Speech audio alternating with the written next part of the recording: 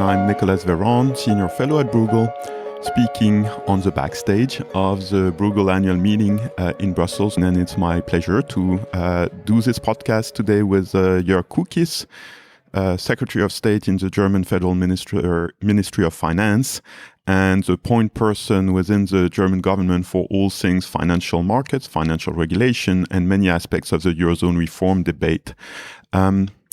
Mr. Kukies, thank you for accepting this podcast.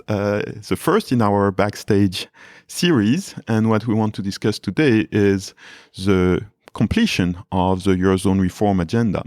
What would it take to get the job finished? What is missing at the current stage? Can you give us a little bit of your thinking of what remains to be done? Well, the most concrete proposals that we have on the table and that we are willing and able to agree very fast is the finalization of the so-called banking package, which would deepen the banking union and make sure that bail-inable debt is well-defined and quantitatively floored at 8% of minimum requirement for eligible liabilities, which would be a very, very substantial step towards harmonizing the capital requirements for banks and make sure that taxpayer and depositor risk is reduced quite substantially in case things go wrong with banks. The second thing is the definition and implementation of the common backstop for the Single Resolution Fund, where we think we can finalize one of the missing elements of the banking union, i.e. a fiscally neutral backstop for the resolution fund in case that there are substantial demands on bank resolution in a potential Eurozone crisis.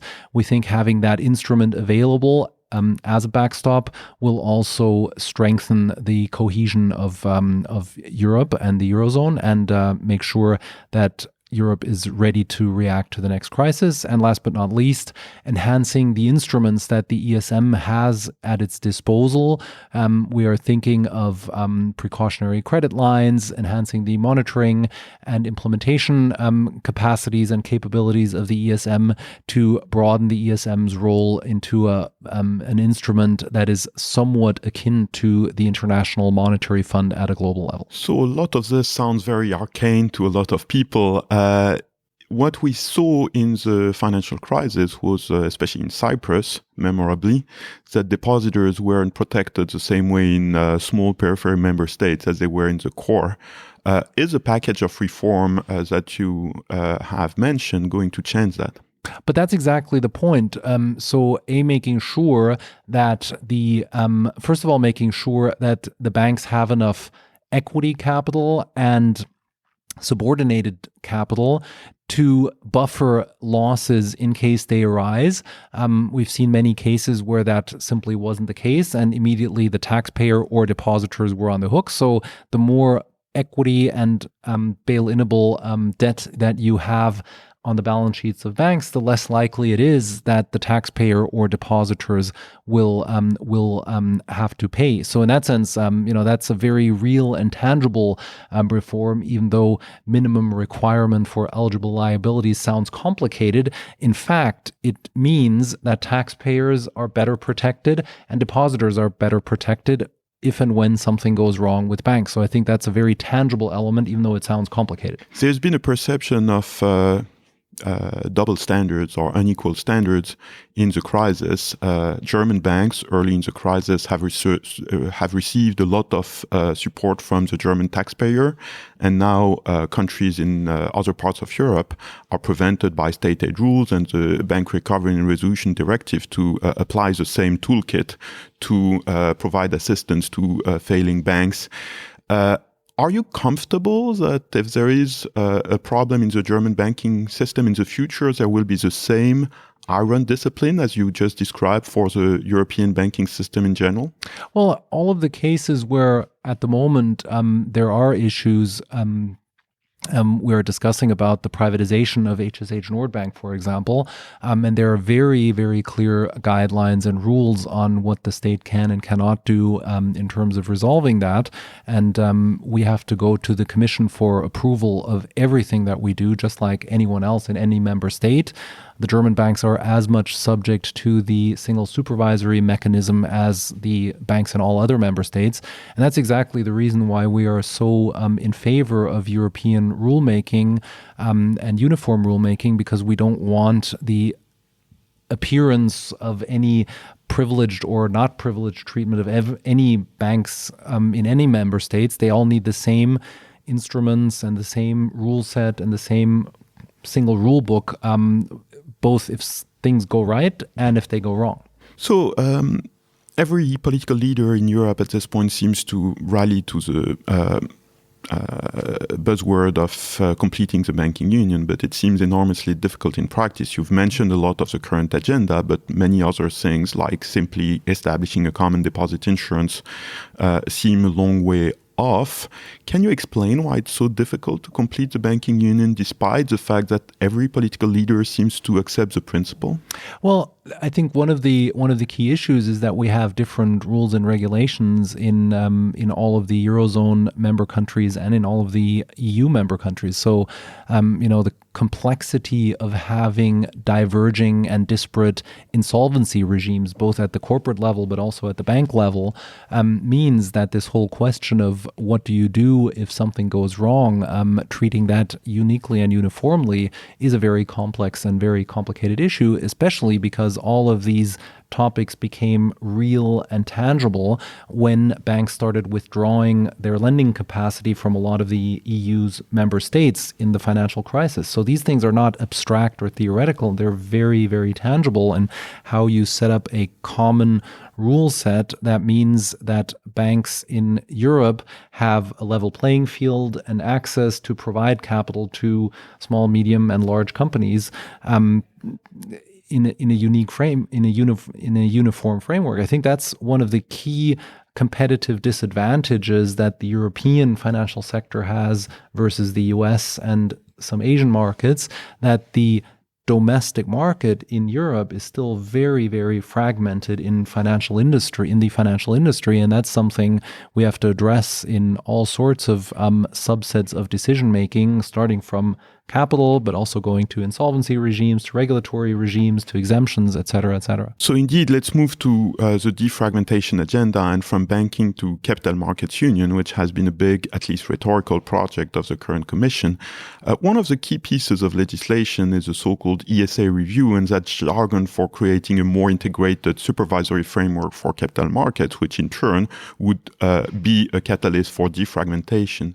There's a widespread perception in the discussions that Germany is not enthusiastic about ESA's review. Can you give us a sense of what exactly is at stake, and is there a chance that this legislation gets approved in the current term? I think there is a good chance of getting approval. In fact, we're having discussions today and tomorrow on specifically this topic because we definitely want an agreement. There's just a widespread sense, and this is not a Germany versus anyone issue, it's a very broad consensus that the details of the ESA reform are still very far away from where we can get consensus on many, many issues. One of the things that we want to make sure is that there is a balance between the national competent authorities' quick and immediate decision-making where issues are relevant at the national level, and making sure that we only pass the responsibilities to the European level where there is a unique control and a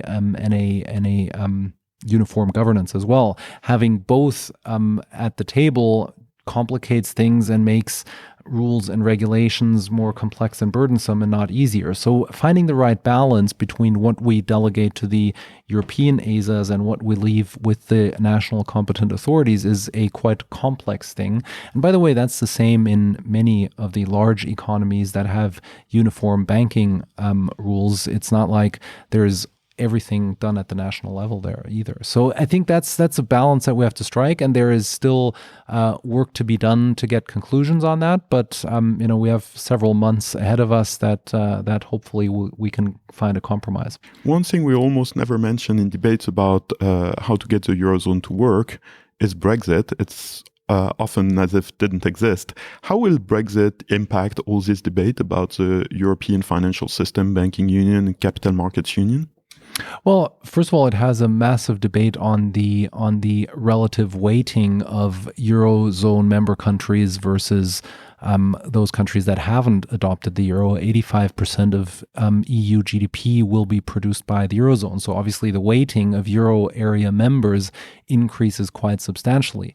On the other side, of course, it's a incentive, but also a requirement that the capital and the services rendered by the City of London and the United Kingdom are still maintained as we go through this transfer. So setting up the right rules that are compliant with the EU's for freedoms and way of functioning, but also not disrupting the financing of our real economy will be the massive challenge that we're all facing. And it's a balance between making sure that the right infrastructure moves to the Eurozone, but at the same time allowing the capital still to flow freely across the globe.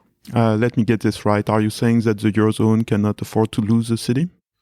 Well, I think the city is and will remain a very, very important pool of capital, and therefore large corporations, even medium-sized corporations, have an interest, at least that's what they tell us when we speak to them, to maintaining some sort of an agreement, avoiding a hard Brexit that will allow the financing capabilities that are at the moment in London to continue to be provided for the real economy across Europe. But if a hard Brexit happens, is Europe ready? I think that's something that we continue to tell the private sector, which has as its main responsibility to get ready for Brexit. We've been elaborating that there is a risk of a hard Brexit for many, many months now. So I think what we're seeing for us in our role in the supervision and regulation of the financial sector, there's huge amounts of resources being dedicated to Brexit preparedness. So we're confident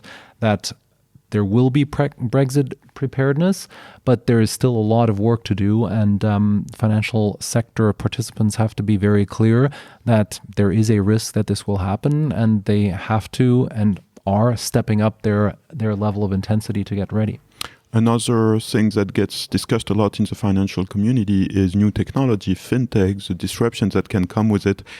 Is it, in your view, a game changer, or just one other wave of transformation like there have been many in the past? No, it's truly transformational. If you look at the impact on the banking system, the insurance system, the asset managers, it's a massive, massive impact, both in terms of competitive threat, but also in terms of opportunity for collaboration and deepening the digitization of the existing incumbent business model. So I think the fintech area can be interesting both in terms of an opportunity to increase revenues, decrease costs, but also as a healthy competitive stimulation to the financial markets. Jörg Kukies, State Secretary at the Federal Ministry of Finance of Germany, thank you so much for being the first to initiate this Backstage series of podcasts at Bruegel.